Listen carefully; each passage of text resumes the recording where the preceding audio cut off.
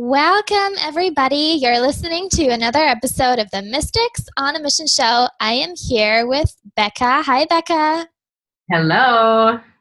She is a mindful marketing strategist and a brand therapist I found online in very serendipitous ways. And I just felt like I really loved Becca's vibe, Becca's style, and I loved what she wrote on her website about blending marketing and branding and business development with spirituality. And I felt like that was a topic we haven't really had on the show yet. So I'm really excited to have you here, Becca, to talk to us about it and to enlighten us in that way. Thank you so much. It's an honor to be here talking with you and lovely listeners. I can't wait to see where this conversation goes. There's lots of good nuggets in the world of spiritual branding and sacred business. So I'm excited. Me too. So before we go into the nitty-gritty, can you tell us a little bit about your work and how you got to doing this work? Yeah. So, you're seeing it online a lot, and so am I. We're feeling it. There's this rising up, right, of women who are ready to rise. They are being called to share their gifts, but they're feeling a little bit icky about marketing, or they're feeling just overwhelmed by all the choices, all the hustle that they feel like they need to be a part of. And it's turning into more of a sacrifice. These beautiful creatures, these beings have so much to give, but they're sacrificing their lives, their family, their health, all that in pursuit of this awakening and growth and evolution that they're trying to, bring about. And so I come in to let folks know that it doesn't have to be that way, that marketing does not have to be icky, that there's another way, and there's a way to do it that's more ease-filled, more in flow and more aligned, and more intentional, that can bring about better results than any of the, the blueprints or the strategies, that everybody tries to follow, but they don't feel an integrity with them. So, so that's where I come in, is to support them with their real solid brand foundation first, and not just, look and feel and everything, but they're real solid, like who they are and who their kindred clients are. And then from there, developing their strategy, their intentional, beautiful, heart-aligned strategy that feels good to them, that they wake up and are excited to implement, that because the way you build your business is not separate from your life. And I think that, the old school world has it so separate. You go to work, you do your thing, you come home and you're totally different. And that's not, I don't think that's how we operate best. So I help to support them through, combining this into their lifestyle, and dialing it in to be authentic and true to who they are. So that's what I do. I help people build their business in a way that feels heart aligned and true and lovely. That's kind of what it comes down to. That's so wonderful. And so I also know that you didn't start out there. You actually have 15 years of corporate experience as a marketing and sales expert. I did. So, right out, I went to college for marketing and communication. I went right into marketing and sales, and I did the traditional route for probably 15 or more years, honestly.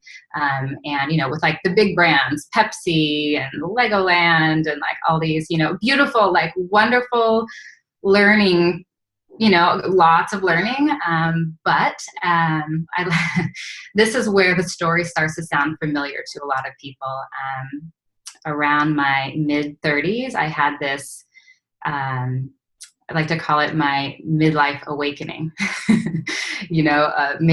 People may call it their crisis, but and I see this so often in women, around that, early 30s, mid-30s, we start to wake up a little more and question and dig a little deeper into, what are we really doing here? And do I really feel lit up and like true in what I'm doing every day with my profession? And I wasn't, I really hit that point where a combination of things, I think, for me was I wasn't feeling Like I got to be the true me. I had to show up to work wearing a mask almost. I had to play that role, that very masculine, extroverted role. I'm in sales and marketing and that like very male dominated world. And it just didn't feel true anymore. And, I got to this, I think one of my memories of feeling like this is so not where I belong was, again, we were taking a Myers-Briggs test, right? And I was trying to show up as an extrovert. And like, I'm totally an introvert.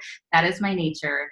But I remember thinking that I was wanting to show up as that. And that's not who I am, And so I think that was one of my little, tiny awakening points.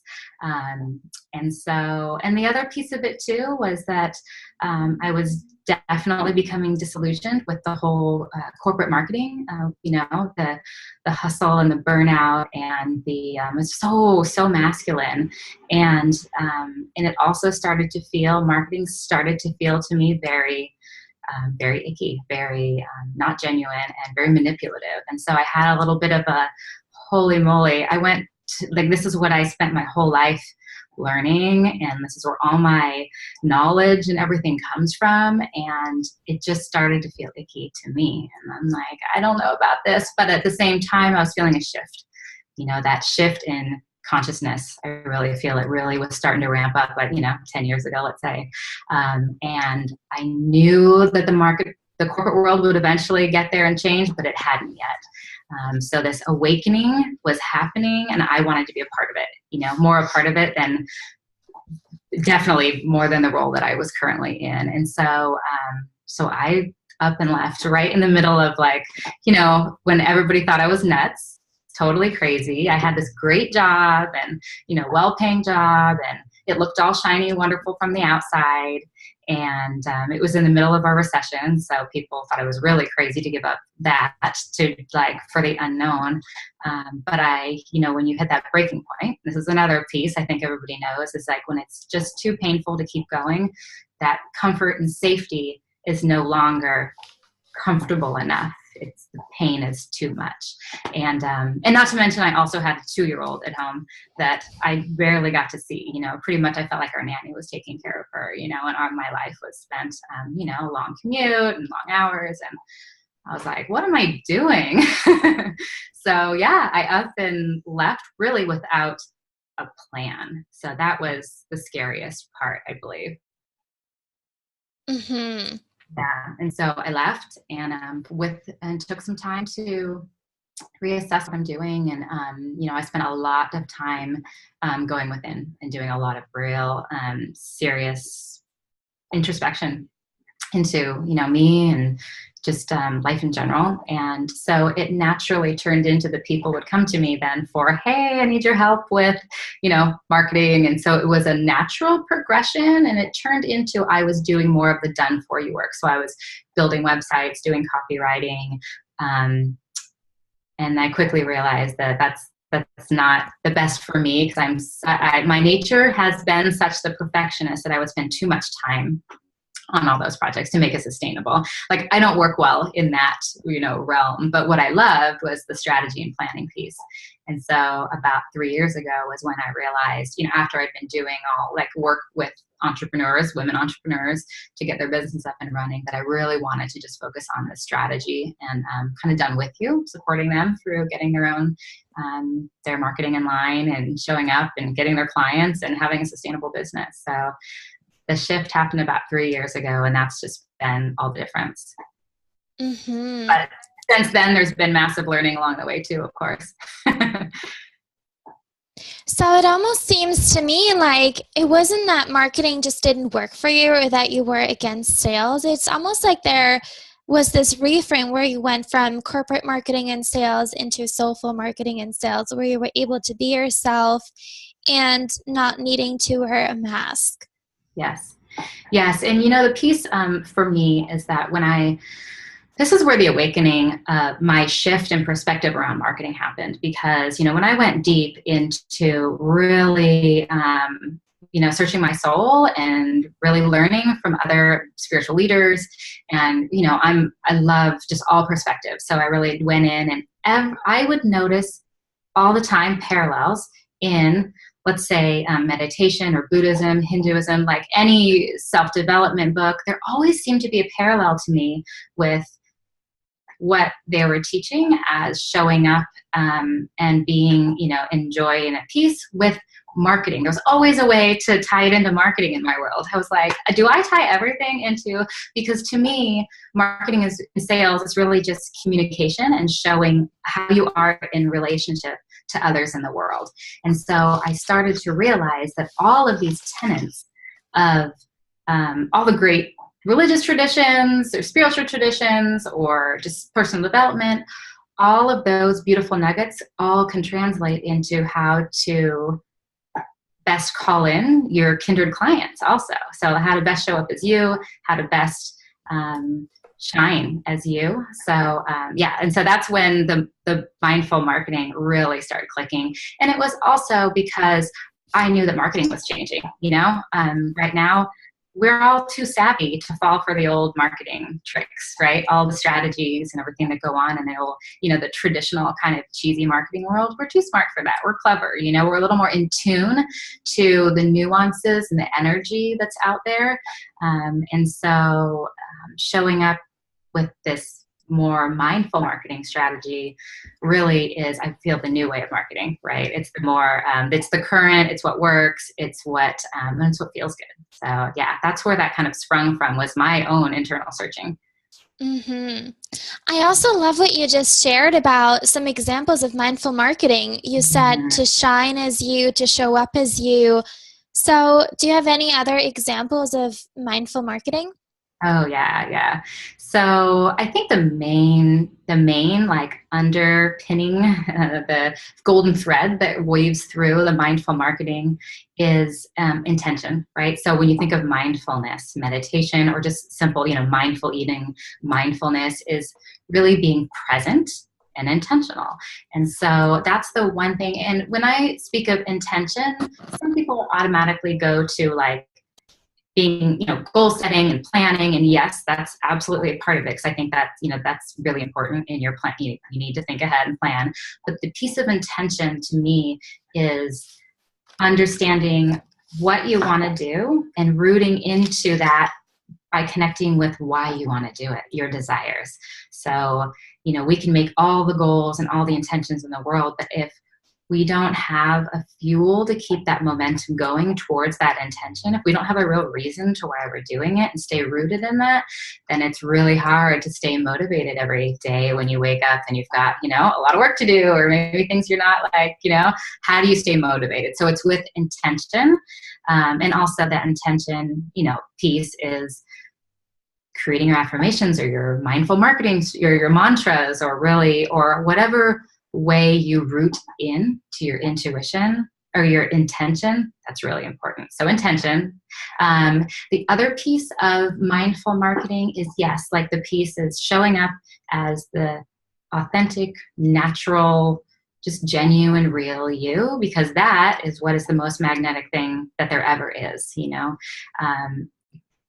like authenticity and vulnerability and just being you is really attractive, really magnetic. And so that is so important. It's not easy though, right? We can all say, just be authentic, but oh my goodness, good luck with that, right? So that's, there's, some work to be done in trying to figure out how you do that, because we don't, our culture hasn't glorified that piece, right? We're trying to play a part or, do the right thing. So that piece though is so important.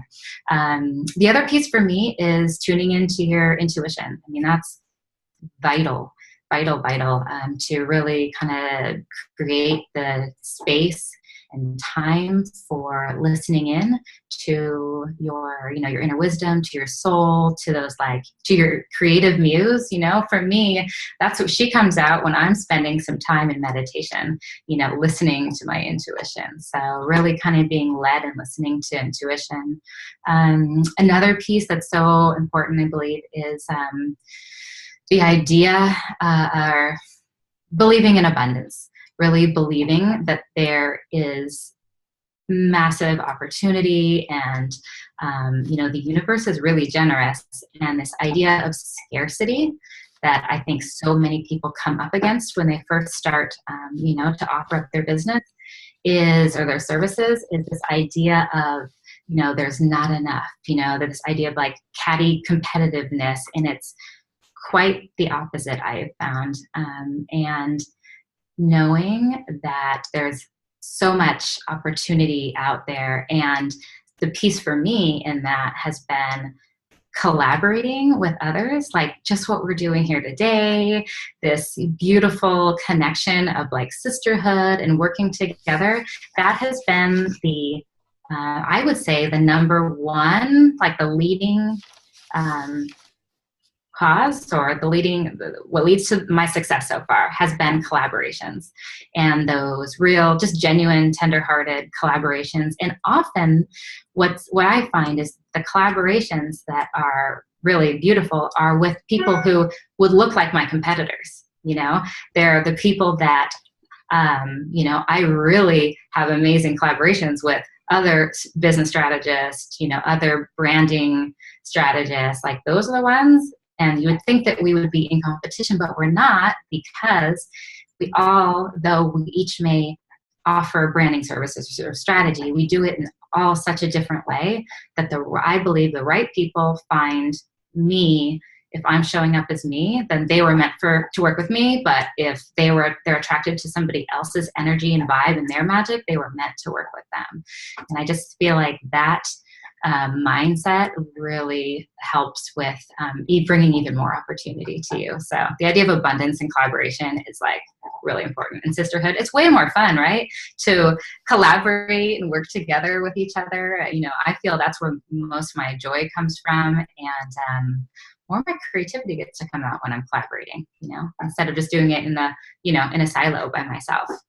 Mm-hmm. And I think the other big piece of mindful marketing is the integrity, right? Is showing up with honesty and integrity, and the piece of, and like really showing your values.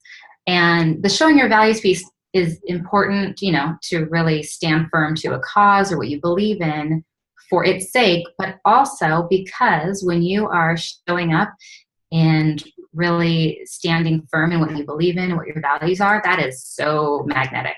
Like you will call in right away the people that resonate with you and that have those same values.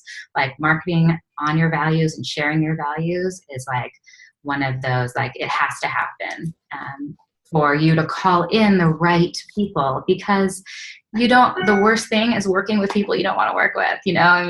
I work with so many healers and coaches and folks that are service operated, and you hear over and over again when they have somebody they don't want to work with that feels like icky for everybody, and it just creates this, you don't want to call in the wrong people.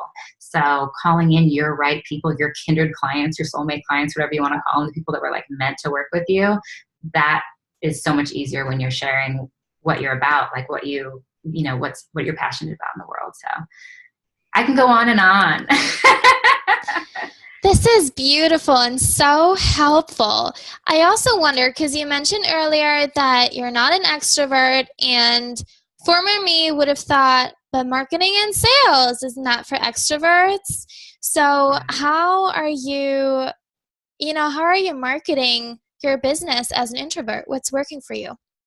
Oh, such a good question. And because a lot of my clients are introverts, they're those tenderhearted, like real soulful, brilliant folks that are a little shy about putting themselves out there. And the piece is, it's not just that they're shy or that they're afraid.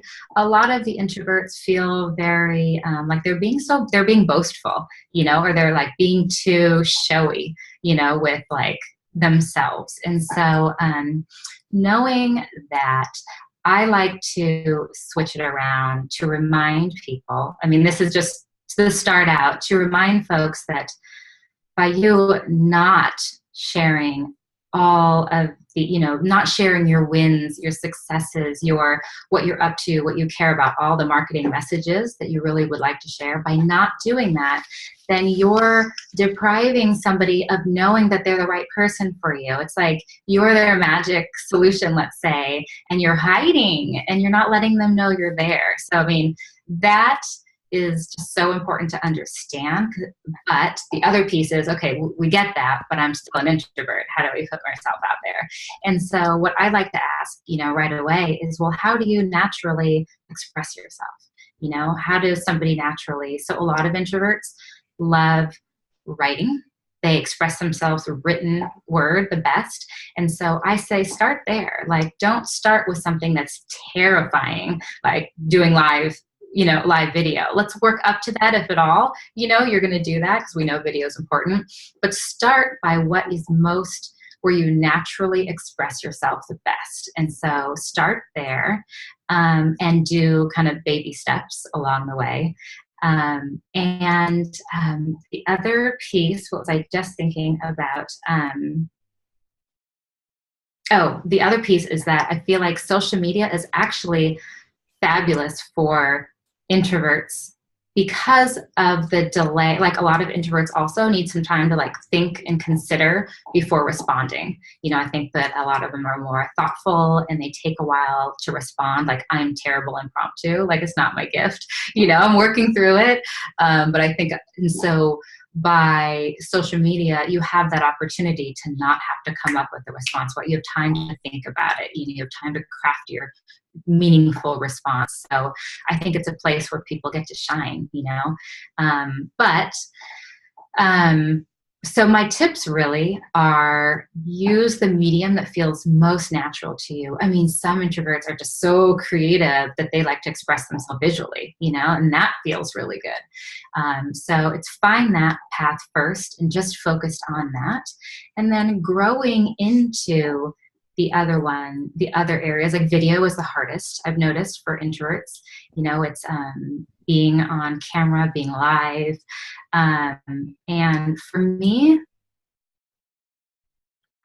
what I share is that if that's something that they're like, it's just, it's a little bit of fear, it's an edge I want to work through, then my tips for media, for something like this, is for doing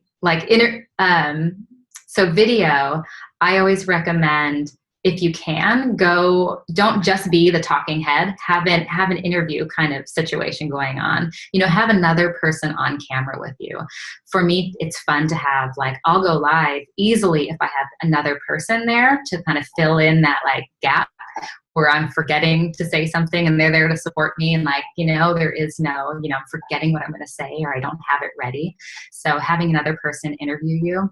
Another way to get better at video is, don't do live right away. Pre-record yourself. Do some pre-recorded. And I think what happens often is that once you see yourself, you replay back the video, you're like, it's not as bad as I imagined in my head it was, And so, pre-recorded video, going on video with another person is really helpful. So kind of baby steps and working yourself into video is important for introverts. But being an introvert it's a tricky one because you're a little more not wanting to be showy. Mm-hmm.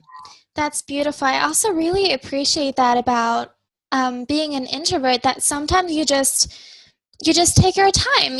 There's this deeper intention of, I really want to create good work. I want to know that this is helpful. I don't just want to, yell into the universe, but I really want to say something that's worth saying. And I so appreciate that. And so something that my coach shared with me that was so helpful, she said, it's really good that you're feeling resistance, Hannah, because you are going to be holding a bigger tribe. You're so conscious of the people who reach out to you and you want to really serve them and see them as humans and, really help them. And so I really appreciate that about, the struggle of being an introvert. Yeah. Yeah, it's like we want to do deeper work. Mm-hmm. So it takes a little more time and, thought, and it's not usually quick and short. And it's a deeper work. It takes more time. Yeah. It's also interesting what you said about working through some of the blocks that might be coming up as we are putting our work out into the world. Because something that I realized was when I started my business, I think there was just a book published about introverts and extroverts. And, I also did the Myers-Briggs test and I thought, oh shit, I'm an introvert too. What does that mean about me? And then I also very quickly realized, but wait, like there's a lot of shyness. There's a lot of, what are people going to think? There's a lot of, oh, like that's what my teacher said. And that's what, my family is thinking about me. And that's what, my friends are thinking. And, it's like all the excitement and adrenaline of starting your own business. And so I also realized that at the end of the day, I still love connecting with people. At the end of the day, I still love being creative. And so oftentimes I feel like when we call ourselves introvert or extrovert, it's also easy to then use it in a limiting way where we, just say, oh, well, I'm just that. And then I'm not going to push myself anymore. So that's something I also want to, remind people of. You might, type as an introvert on any scale, but that doesn't mean that you're not a human and that you don't, are here to connect with people. Mm-hmm. And introverts are like, that's their magic, is the connection piece. Really, it's usually smaller one-on-one or more intimate group connections. And so it's like, I love looking at the magic and the strengths of an introvert too. And it's that like really being able to, connect deeply and, sense what folks are thinking a little more. So again, now I'm starting to blend a little bit more of like the empathy and the introverts, but a lot of time they go hand in hand, So yeah, it's like there's so many great strengths, but I love that you point out the, pushing your edges a little bit, because hopefully we're all here to grow, and so we don't grow when we stay in our little safe pocket, so yeah. Mm-hmm. That's so true. So I also read that you are using crystal grids in your work with clients. Can you tell us about that? Yeah, so where those are coming up is, so I have a course that I'm co-creating with the lovely Chris-Ann Donnelly, the creator of the Sacred Creator Oracle deck. I'm sure you guys have seen her like lovely, gorgeous cards out there. And so she's magic. And so we started, that's another random synchronicity. Like we currently are running and built an entire beautiful 14-week course together. And we've never once met in person. We met on Instagram, and we've just built this beautiful relationship through Skype and knew we had to work together. So we created this course, and the grids, the crystal grids, they are the foundation of our course, which is so we're going back to what I started out with mindful marketing, is being very intentional about the work you're doing. And so each module, each corner element of the grid almost ties into a different module, but it really ties into a different focus of marketing, and being very intentional about how, let's say your top, one of your spaces is about your creator gifts, like your magic, your why, your story, all of that. And the other one is your kindred client. And we have meditations that go with it that help you, if you're just connecting those two, how do you connect your heart to their heart and your gifts to their needs and wants and hopes and dreams. And so it really takes the traditional marketing, and flips it around and infuses more soul and strategy. And we call it crystal grids, but you don't have to use crystals. You can use anything that has meaning or carries energy or intention for you. And so it's fun to create. And so it's part, we're all creators in this course. And so we get to create it and make it look pretty and dial it in and just make it feel really meaningful, so that you're really not just doing the work and saying, oh, these are my gifts, or doing the work and, oh, this is what my client, this is their hopes and dreams. But you really root into it, and you feel it and you believe it and you understand it through the grid. And the grid helps you connect to the abundance and the all of us as a whole, and being more connected to everybody. So yeah, it's really fun. The crystal grids, like, it just adds, it's like normal courses have a syllabus. We have a crystal grid. That's so cool. Yeah. Awesome. Really cool. So since you started your journey as an entrepreneur, what's the biggest thing that comes to mind now in terms of things you've learned? Oh my goodness. I really feel like, and I share this often, I feel like this entrepreneur journey that I've been on, it's just this big personal development course in disguise. Like, it really has been, when I started out, I thought, I've got it. I can do this, and then you come up against all these blocks that you had no idea you had. Like, I think for me, the biggest one is realizing, I have a problem with perfectionism, right? Like, I always claimed, oh, you're a perfectionist. People would say, oh, you're a perfectionist, but I didn't realize how detrimental it was to my growth. I realized in this role that as, having to have everything just right delayed me. It's like a dream killer. It's a dream killer for sure, because what'll happen is that then if it wasn't perfect enough, it just wouldn't happen. I've had so many ideas of all these courses I want to create and everything, but a lot of them just stayed ideas for a long time because they weren't perfect enough. They weren't, and so for me, I realized that you need to, done is better than perfect. We've all been embracing that one a lot lately, I feel like, because there is no perfect, and there is no, my perfect is different from somebody else's perfect. And so for me,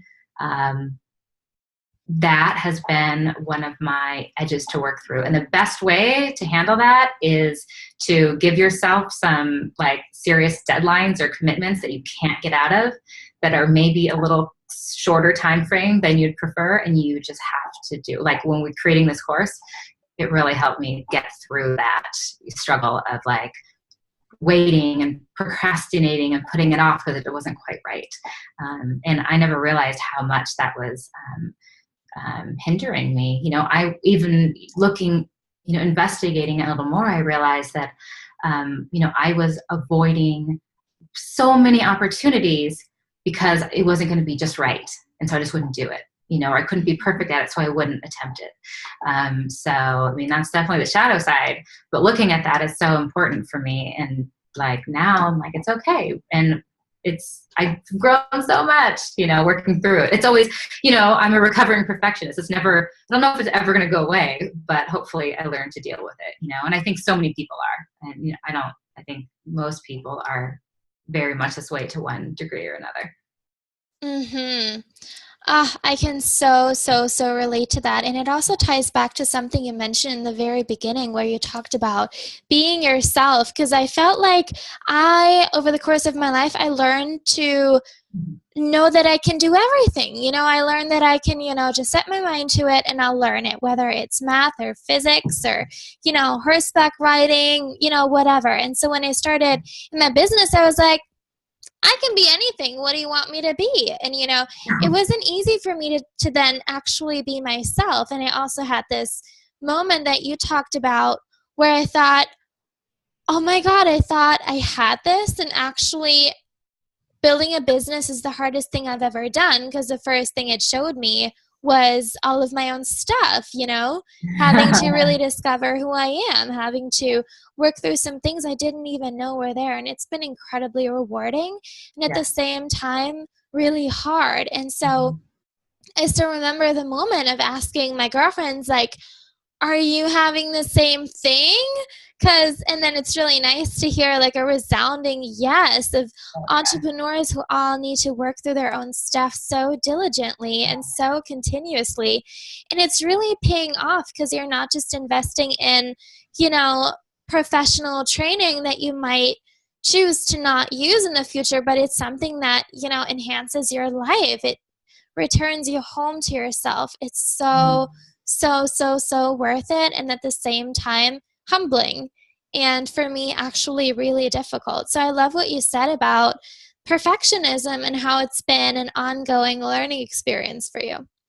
Oh, yeah, that's beautiful. I love your returning home. It's beautiful, because I think that we're all, as I say I'm a brand therapist, because when we're uncovering your brand, wow, it's, there's some feels like therapy work, that you're doing to really uncover who you are, right? Because a lot of people haven't identified that yet. But I bring this up because I feel like what they're uncovering is returning home. It's just uncovering what's always been there.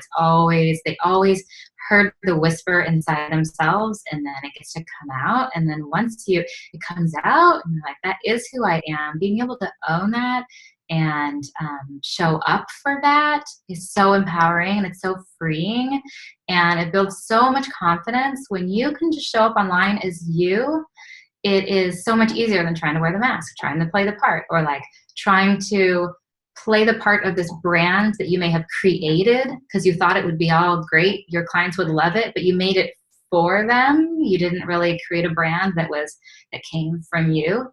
And so it's so much easier once you just create the brand that's totally you, right? All your quirks, all your funniness, all that needs to be there, you know?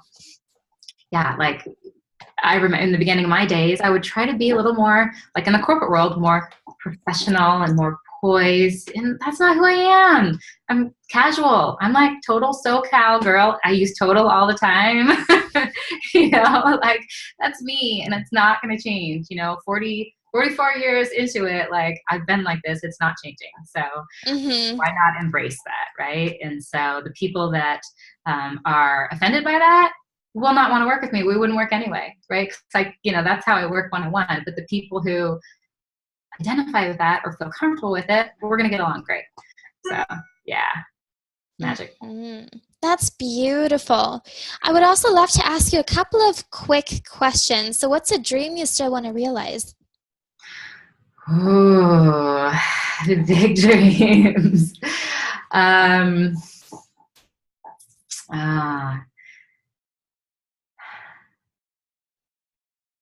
I still have this, and it's going to happen eventually.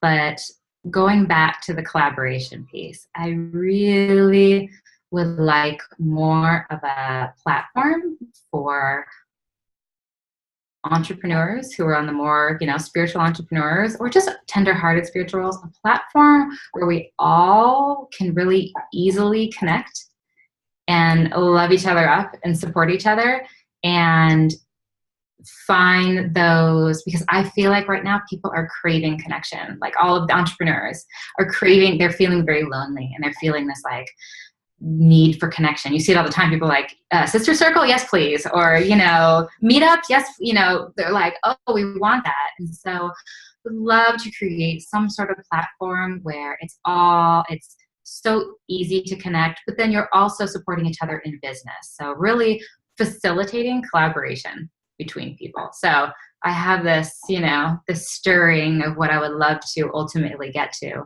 But yeah, like that's kind of the next thing I think in my head, like the next big thing. It seems a little bigger than I can handle right now, but. That sounds really nice. Yeah. What's a book you love? Oh gosh. So many good books.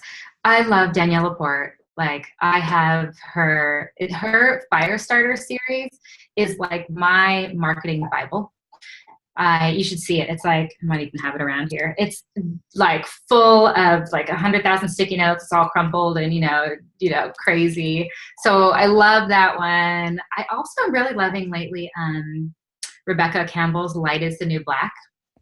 I think Light is the New Black that really is just talking about, you know, light workers and coming out and doing your work. And it also really resonated in terms of how we show up as light workers, and the time is now. I think those are two that always stand out for me. Oh my gosh, I've always got some good book underway. Those are, God, there's so many. Like Elizabeth Gilbert is always great, like stuff. Awesome. What's the best advice you ever received?